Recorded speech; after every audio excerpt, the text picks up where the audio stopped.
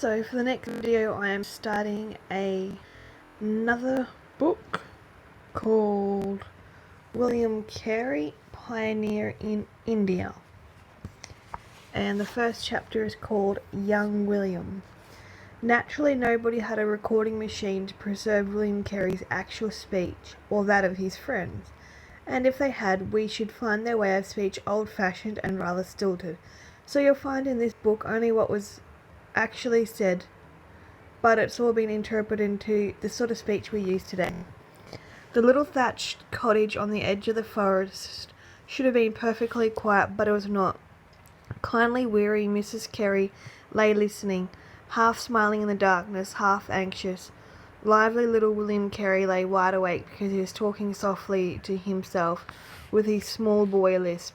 And 2 makes 6, and 4 makes 10, and 8 makes 18. Numbers fascinated him, even although his 6th birthday was a long way ahead. No lullabies would do for William Carey. No nursery rhymes. And 2 makes 20, and 5 makes 25. Suddenly he slept, and the next thing he knew was the cheerful bustle of the early morning. Hurriedly he dressed himself, and out he went into the fresh bright morning, a sturdy, sprightly little boy. Nobody knows exactly what he looked like in those days. Cameras had not been thought of or even dreamed about, and cottage weavers earning less than £1 a week between man and wife were not heard of having their children's portraits painted. And anyway, it is to be doubted if young William could have endured more than a 5-minute sitting, even if anyone had wished to paint him for nothing. What we do know is largely guesswork founded on facts. Certainly his eyes were large and brown. Almost certainly his skin was pale and clear, and it is most likely that he had everyday brown hair to go with them, for he had been ginger or unusually fair. It would hardly have escaped comment. We cannot tell, and we have no way of telling, for William was seriously ill when he was a young man, and he lost all his hair. From then on he wore a wig, and a very ungainly, badly made wig it was. This brown-eyed child was small for his age, and as far as we can judge from the shape of his face in later portraits, he probably had a wide forehead and a little pointed chin in childhood. We shall not say too much about his nose, because though this was straight enough, I doubt it was ever a little nose. The same nose twitched at the good breakfast smells which soon came from the cottage kitchen, and he was quickly indoors and disposing of a hearty though very plain breakfast.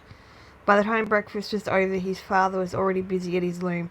Clackety-clack, clackety-clack, it went on, apparently endlessly. But William was so used to the noise that he hardly heard it. He had his own duties to perform while the womenfolk, grandmother, mother, and even tiny 4-year-old sister Anne, were busy over the breakfast things. There was wood to find in the forest, there was water to fetch, and there was all the fascinations of growing and living things out of doors to make the tasks take a good long time. But once he had finished, William came straight in to join Anne and grandmother in the back kitchen for lessons. Of course William knew his letters by now, and so when they had said their catechism, Anne was set to making pothooks on the old worn slate, while William sat close to grandmother, learning sometimes to read, sometimes the multiplication tables, and sometimes to master the fascinating mysteries of taking away. He enjoyed his lessons with grandmother. Occasionally his father would teach him a little when he was not too busy at the weaving, but his father was strict and a bit solemn, and it was hard work to get a bit of praise out of him. Grandmother was gentle and encouraging, and she never snapped. To learn with her was sheer delight. William loved her stories too. He liked to hear her talking about my own little William. She had lost him when he was a fine grown lad, already teaching in a village school near their home, and Grandfather Carey had died in the same year. Grandmother's gentle face would grow sad and wistful as she talked about them, but then she would look into the loving, pitying face of this younger William, and her eyes would brighten. "And you, William, are named after him," she would say. "Your dear father and mother let me choose your name, and they named your little sister after me too. What do you think of that?" William did not think a great deal of that, except perhaps to say to himself that if grandmother had not lived with them, little sister might have been named after mother, and Anne was an easier name than Elizabeth. Above all, he liked to hear about grandmother's other son, Uncle Peter. William was something of an adventurer himself. though he was so young, and it excited him to hear of the uncle who went as a lad to Canada. Sometimes grandmother's tones were sad as she talked to him, because she hardly dared hope to see him again. No letters came, and people who have had great sorrow are painfully easy to fear the worst. And when they have no word from their loved ones. As it happened, Uncle Peter did come back to England, and a great help he was to William. But whether he came in time for grandmother to see him, we do not know. A little while before William's 6th birthday came round, grandmother died, and a sore loss it was the lively, affectionate little boy. Anne was too young to remember for long, but William carried an aching heart about with him for many a day, and for many a long night shed tears into his pillow, instead of casting accompts, as his mother described his bedtime arithmetic. Happily at this time there came a great change for the whole family. Until he died, Grandfather Carey had been a person of some eminence in Paulsbury, where they lived, a straggling Northamptonshire village of thatched cottages, with its village inn, the free school, the impressive rectory, and a steadily built church. Grandfather Carey had been the parish clerk and the master of the free school, where those who wished, or those whose parents wished, learned reading, writing, mathematics, and Latin. Of course, it was a church school, and there was much learning of the catechism, and a good deal of religious teaching. In fact, only the children of parents who belonged to the Church of England could attend.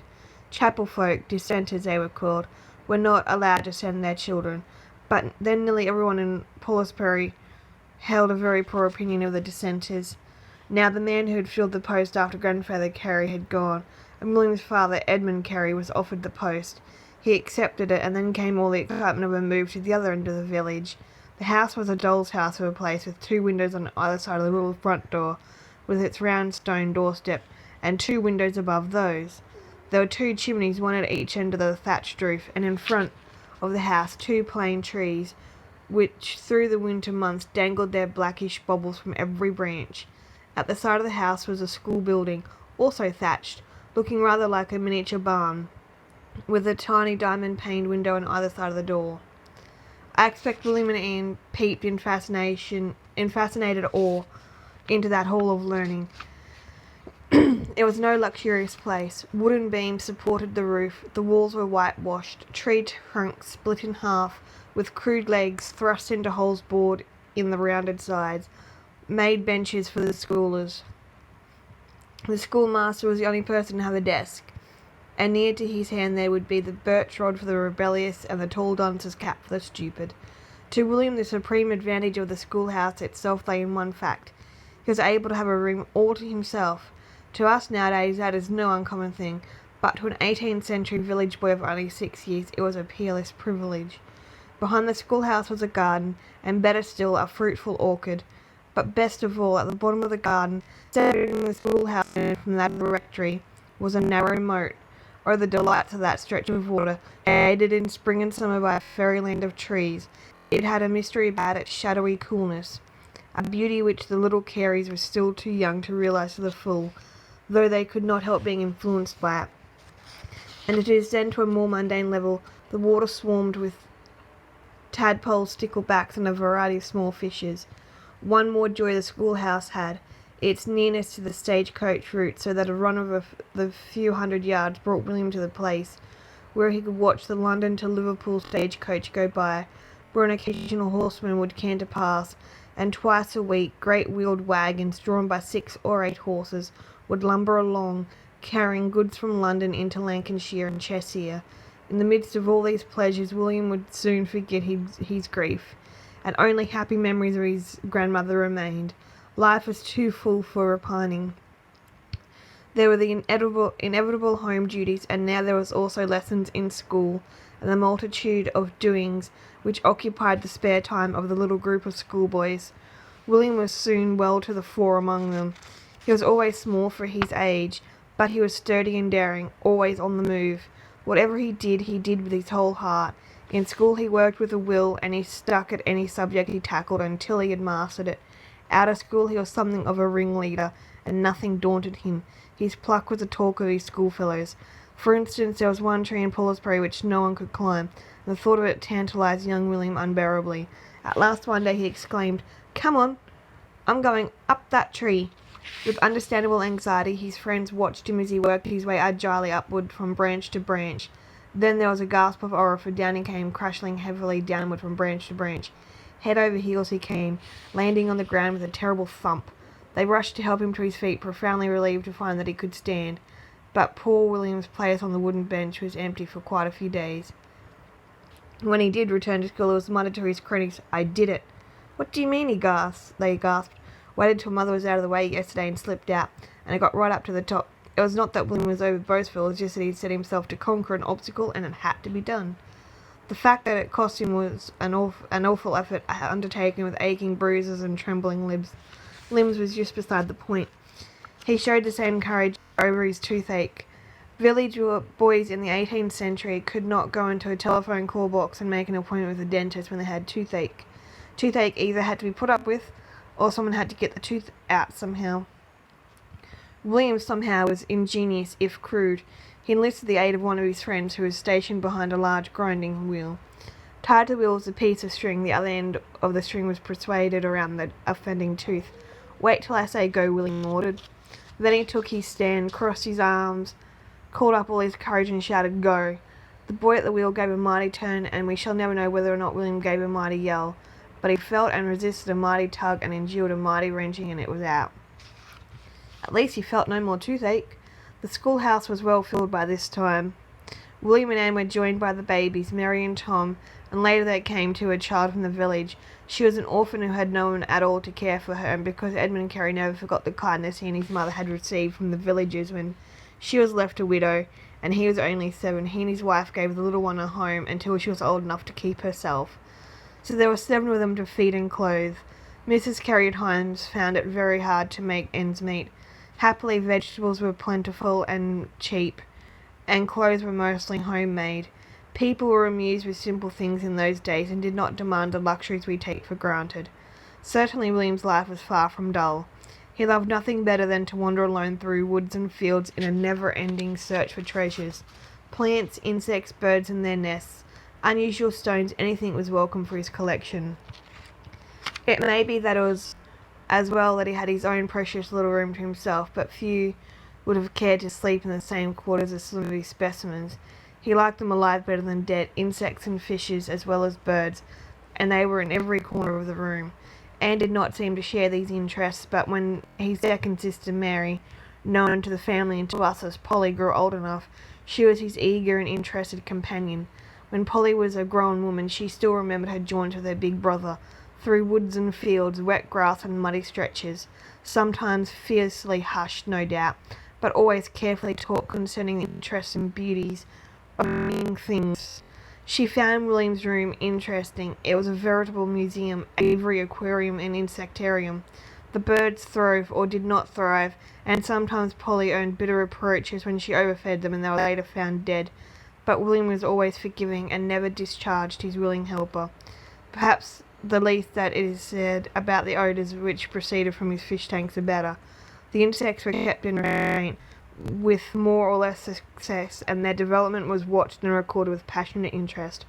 William soon found that if he wanted to keep a proper record of their habits, he must learn to draw. He also taught himself to paint with some skill, and it was not long before he'd earned quite a reputation as a naturalist in the village.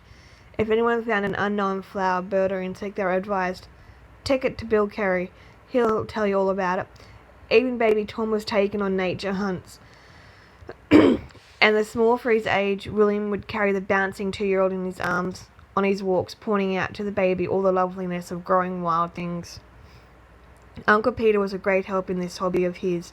When he came back to England, he settled in Paulus Prairie as a gardener. Uncle Peter was childless, and he took a fatherly interest in this eager young nephew. Soon after the family had moved to the schoolyard house, he began to teach him how to cultivate garden flowers, and before long William was put in charge of the schoolhouse garden. He never lost his joy in flowers and trees, and we shall hear more of this love of his. He enjoyed Uncle Peter's company for other things beside himself and his gardening lore.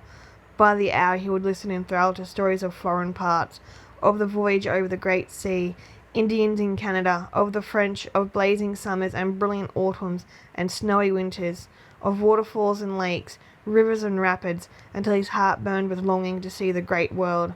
There was something of a wanderlust in the Carey family, and young William had more than his fair share of it. But even school, play, nature, study, gardening were not all of William's life. In every spare moment he had his nose in a book. He was a voracious reader. He did not read many storybooks, for there were none particularly readable for boys in those days, but scientific, historical, and travel books he loved. He could not buy many, but he was a champion borrower. The life of Columbus held him utterly enthralled, and finally his schoolfellows grew so weary of hearing of the great traveller that they nicknamed his admirer Columbus.